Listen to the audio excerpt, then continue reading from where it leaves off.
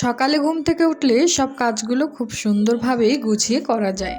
বিশেষ করে স্নান করে পুজোটা করে নিলে তো অর্ধেক কাজ শেষই হয়ে যায়। Hello everyone, welcome to my daily blog. কেমন আছেন সবাই? আশা করি সবাই অনেক বেশি ভালো আছেন। আমার আরেকটি নতুন ব্লগ ভিডিওতে আপনাদের সবাইকে স্বাগত জানাই। আজকে সকাল সকাল ঘুম থেকে উঠে বাসি কাজ শেষ করে কাপড় ধুয়ে স্নান করে নিয়েছি। এবারে পুজোর জন্য ফুল তুলতে এসেছি। এসে দেখি গোলাপটা এখনো ফুটে আছে এবং পাশে আরেকটা গোলাপের কুড়ি এসেছে। এদিকে ভাবছিলাম কোন ফুলটা তুলবো, ভাবছি ফুলের চারা রাখবো, তার জন্য এখানে বড় ফুলটা রেখে এবারে ছোট ফুলটা তুলে নিব ভাবছিলাম। আর ওই গাছে যেহেতু একটাই ফুল তাই আর ওই গাছ থেকে তুললাম না, এই কাঁচা হলুদের গাদাটাই একটা তুলে নিলাম। আর এই ফুলগুলো না এত সুন্দর হয়, পাপড়িতে একদম ভরা, একটা ফুল দিয়ে পুরো পুজোটা হয়ে যায়। ফুলটা তুলে আমি এখানে কিছু তুলসী পাতাও নিয়ে নিলাম। আর দেখলাম মঞ্জুরি এসেছে তাই কিছুটা মঞ্জুরিও ছিঁড়ে নিলাম, কারণ ভগবানের অনেক বেশি পছন্দ এই তুলসী মঞ্জুরি। সবকিছু খুব সুন্দর করে গুছিয়ে নিয়ে এসে পুজোটাও আমার দেওয়া শেষ হয়ে গেল। একদিন আগে সিংহাসনটা অনলাইন থেকে নিয়েছি, তবে ওতে যেরকম দেখা যাচ্ছিল সেরকমটা হয়নি, একদম পুরো আমাদের ঠকিয়ে দিয়েছি। তবুও নিয়েছি গোপাল সোনার জন্য। এদিকে বাবুর জন্য খিচুড়ি বসিয়েছিলাম, 10:30টার মতো বাজে, ওকে এখনো কিছু খাওয়ানো হয়নি, তাই ভাবলাম খিচুড়িটা হতে থাক, এইদিকে আমি শাকগুলো বেছে নিই। শাক বেছে পরিষ্কার করে কাটা আমার কাছে অনেক বেশি ঝামেলার মনে হয়, তাই খুব একটা শাক আনি না। তবে মাঝে মধ্যে তো শাক খাওয়া উচিত, যেহেতু টাটকা ছিল শাকগুলো তাই নিয়ে এসেছিল, সেগুলোই বসে বসে কাটছিলাম। শাকগুলো আমি অর্ধেক কেটে রেখে দিলাম। এদিকে বাবুর খিচুড়িটা হয়েছে তাই ভাবলাম ওকে আগে একটু খাইয়ে নিই। খিচুড়িটা একদমই পাতলা করেছি, যেহেতু ও এখনও ভালোভাবে খেতে পারে না, শক্ত খাবার খুবই নরম করে রান্না করেছি যেন চামচ দিয়ে ওকে খাওয়ানো যায়।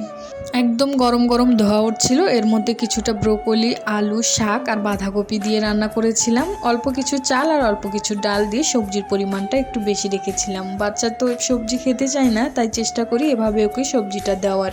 এই তো একটু করে দিচ্ছিলাম, অনেক গরম ছিল তবুও সে খেতে চাইছিল, তাই একটু ফু দিয়ে জুড়িয়ে ওকে দিচ্ছিলাম। তবুও মনে হয় একটু গরম লেগেই ছিল। খাওয়ানো শেষ করে এদিকে আমি মাছ ভাজিটা বসিয়ে দিয়েছি। এদিকে কড়াইটা খুব ভালো করে নাড়তে দিয়েছি, যার কারণে আমার মাছগুলো উঠে আসছিল। আর আজকে রান্না করছি প্রথমবার আলু ব্রোকলি দিয়ে। কখনো ব্রোকলি এভাবে রান্না করা হয়নি, তবে নষ্ট হয়ে যাচ্ছিল, তাই ভাবলাম এভাবে একটু রান্না করে ফেলি, মাছের ঝোল।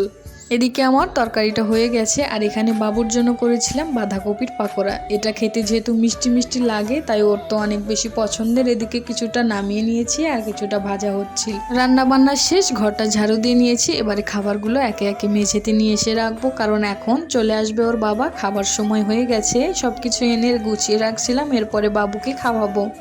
যেহেতু আমার বাবু একদমই খাবার খেতে চায় না, বিশেষ করে ভাতটা ওর খুবই অপছন্দ, সে তো শুধু এই পাকোড়াটা দেখে আশেপাশে ঘোরাফেরা করছিল।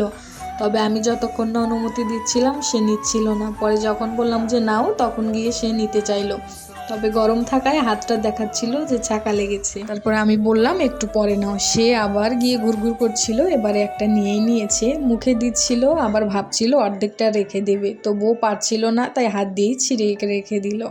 আমরাও ছোটবেলায় সুযোগ পেলে ঠিক এইভাবেই গামলা থেকে বা কোনো কিছু থেকে মুখ দিয়ে খাবার তুলে নিতাম আর মায়ের বকুনি খেতাম। এই তো বাবুর জন্য খাবারটা বেড়ে নিচ্ছি। বাবুর জন্য বললে ভুল হবে, এখানে আমার জন্য সহই বেড়ে নিচ্ছিলাম, আমি খাবো আর ওকে খাওয়াবো। আজকে খুব বেশি রান্না করিনি, এমনিতেই অনেক দেরি হয়ে গিয়েছিল তাই। এই তো দেখতে দেখতে আমার ভিডিওর শেষ পর্যায়ে চলে আসলাম। আমার ভিডিওটা আপনাদের কেমন লাগলো অবশ্যই কমেন্টে জানাবেন। সবাই ভালো থাকবেন, দেখা হবে পরবর্তী ভিডিওতে। ধন্যবাদ সবাইকে।